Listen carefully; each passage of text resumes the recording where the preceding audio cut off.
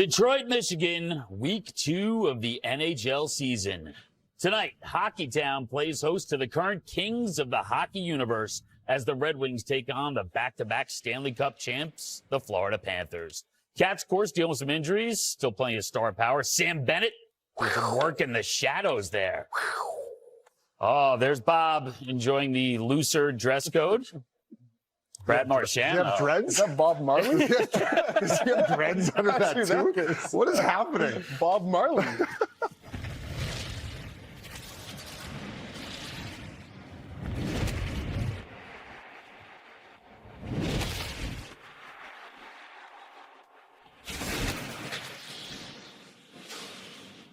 I have so many questions about Bobrovsky right now that I don't even know how I'm going to focus on this game. Yeah, man. Yeah. Call me now.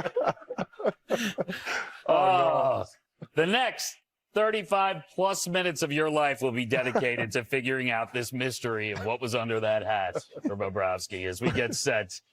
Detroit and Florida, good early season matchup. Team on top of the hockey world. Another one desperately trying to get back into the playoff mix. And we are back in our home, in our studio. We are back. NHL on TNT opening face-off powered by Verizon. I woke up. I just woke up, guys. Oh, Hank's here. Henrik Lundqvist. Yes. Did they Fired give up. Hank a sniffer? Yeah. Oh, yeah. Still legal here at the desk. You can still Just do that great before to the be game. back here, boys. Yeah. Vegas was fun, but this is our home. It's nice to be home. All tanned up. You had the burger today at the hotel, Hank, too? Summer's been nice. I was going to say, Nice. it's nice being in studio and not having that sun beating in your eyes for the first 30 minutes of pregame. I mean, Wayne was prepared. He had his glasses. I wasn't. That's maybe why I got a zit on my eyeball today. I don't know if we can we zoom into this? Is that possible? I have a zit on my eyeball. How is that possible? I actually think it's karma for guaranteeing our Toronto Maple Leafs win against the Detroit Red Wings. So I think Red Wings fans right now are probably very happy that I woke up with this zit on my eyeball. I don't know how you can cure that, but It's on the eyeball. it's like it's in there. It's in there. Okay. I can't really see that well with my left eye. Can you see me? You have to see through that? I'm just gonna feel. I'm just gonna don't. feel my way around. I don't even want to pregame look here. at you. Can First we get an it was eye patch gout, for him? now it's zits on eyeballs. Paul What's Bissonnette happening? is Let's just here. hope it doesn't pop and end up that Oh, way. God. We're going to get the glass. All Paul Bissonnette.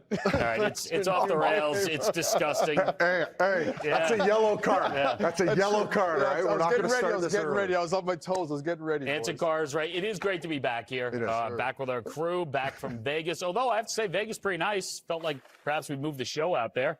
You know, we had some opportunities. Jazz working the gondola at the Venetian. It's his night job. I hit up one. Oh God, the spear!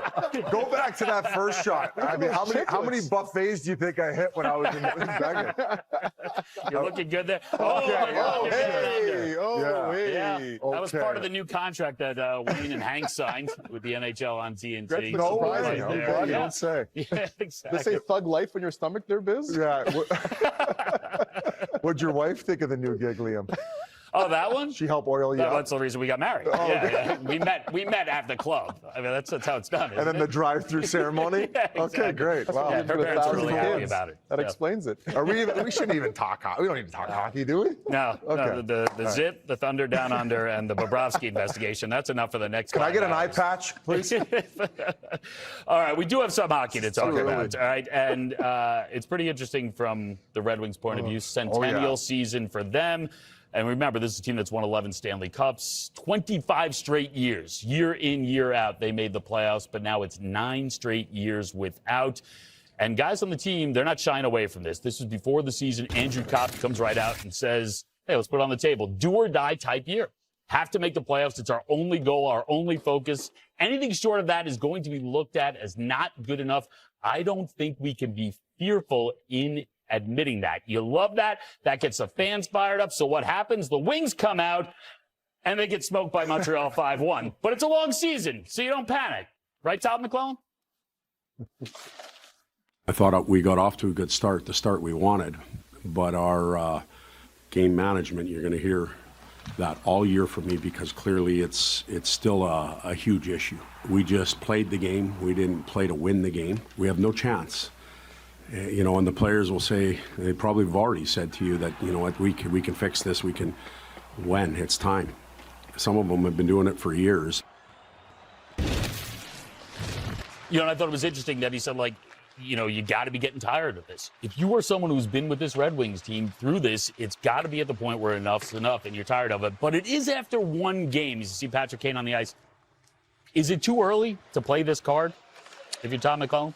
No, I think it's important that they set the tone early. You want to build a season the first week in, right? And to their, they're talking about do or die. I don't think you can ease into making the playoffs. They're at a point now where they have to demand it. I think that's absolutely correct. Like, the time is now to make that jump. They need to be a team that in the conversation of making the playoffs. They've had a lot of years to try to rebuild here. I just think you're pushing it forward too much if you say, we'll see how this year plays out. So do or die, got to make the playoffs. That's what all playoff teams set when they start the season, right? You have to make it. Otherwise, it's a disappointment. I think they should be in that conversation now. I agree with you, Hank. And Liam, going back to the original question, like, is it too early to play it? Normally, after the first game of the season, yes. But I love this move by Todd McLellan. And obviously, there's a lot of pressure from within. They haven't made playoffs the last 9 years. But I just, the way they started, right? They ended up giving in the second half of that first period, I believe, like 7 or 8 odd man rushes. So as a coach, you don't have many of those bullets throughout a season. So him playing it at that point, I thought was a masterclass. They've responded unbelievable with back-to-back wins. And you also have to imagine it's probably hard for Todd McLellan after seeing that first game. Imagine walking into the coach's office when maybe Stevie Y comes down, right? So there is a lot of pressure internally, but I also like the fact that he put this on not only the core group that's been there a little while, but also this young up-and-coming part of the core group. I mean, they got like 4 or 5 guys in their lineup that are under the age of 22 years old, right? So this is a good time for them to learn where, hey, we got a little bit of adversity here. We're not just going to ease into our NHL careers. Pressure's on. Let's get this team back in playoffs after 9 years of absence. And this year with a condensed schedule, too, I think there's even more pressure. Guys want to get off to a good start. And you look at every single roster around the National Hockey League, guys. I've said it before, I'm going to say it again. I don't think this year we'll have any teams thinking about tanking. Not one team. Usually we'll have 1 or 2 teams thinking about tanking. They won't say it outwardly, but you could tell by their actions they want to tank. Chicago's not thinking that way. San Jose's not thinking that way. Buffalo's not playing that well. They want to improve as well, too. So there's so much pressure on these teams now to get in the postseason because there's so much parity. But I want to go back to Dylan Larkin last year. All the comments he made near the end of the season when he's putting pressure on general manager Steve Eisman, saying, hey, we need some help here. Now it's up to the players. You have to force your GM's hand and say to him, we're going to play the way we're going to play and make you make those decisions come the springtime. Without any doubt whatsoever, we're going to put ourselves in that position. The first couple games, it didn't happen, but good for Todd McLellan. Good for him to put the pressure on those guys. And even better, you can't do it weekly, though. No, right? I mean, that's the thing. You get a few of those bullets throughout the year, and if you overplay it, all of a sudden you lose the room. That's why, you got to pick the right times, and that, in my opinion, was. And I like the fact that you brought up the Larkin comments, and that was after the season was done. He was expecting them to make a few more deadline moves to help them get over the edge and make it the playoffs. But to be fair, like Dylan Larkin, he's brought his part of the bargain. Like, he's 100%. Played so well, and including him along with that core that I mentioned, they've had great starts this season, stat-wise and with their play, just even from an eye test. So it's interesting times in Detroit, but I love the pressure, and this is going to make for an incredible story. In goal, Cam Talbot.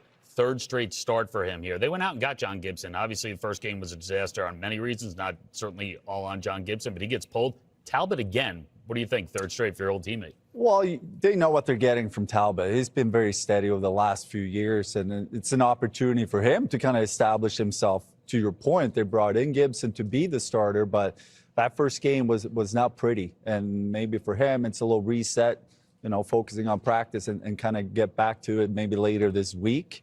But I like the fact that they have 2 guys they're going to compete for the starting role. It's not a guarantee that Gibson's going to get the net, not at all. So I think Talbot now making the most of his opportunity here, those first couple starts. I've read places too, Hank, where he uses 3D glasses to help with his training. Did you use any of that stuff to help you off the ice with your training? Glasses? A lot of goalies are doing those 3D goggles now. Didn't have those. Nope. You see me kind of going back and forth now? I think it's a hard no from Hank. Okay. Well, Is this showing for I'm you? getting old I now. think so. Because if it is, don't look directly at Biz's left eye. Can we get a face That's how I patch ended up instead of getting an a zit. I eye was patch? sharing those goggles. You Face want to come patch home from credits. Vegas with that. We're going to start this early. We're going to start this early. Woo! No, that's Detroit okay. edition. That's okay. I hear Nita clapping over in the studio. Oh, come on. It's yeah. literally on my eyeball. That's not on my eyeball. Bring me Brad Marchand. In your We'll talk to him next. To me.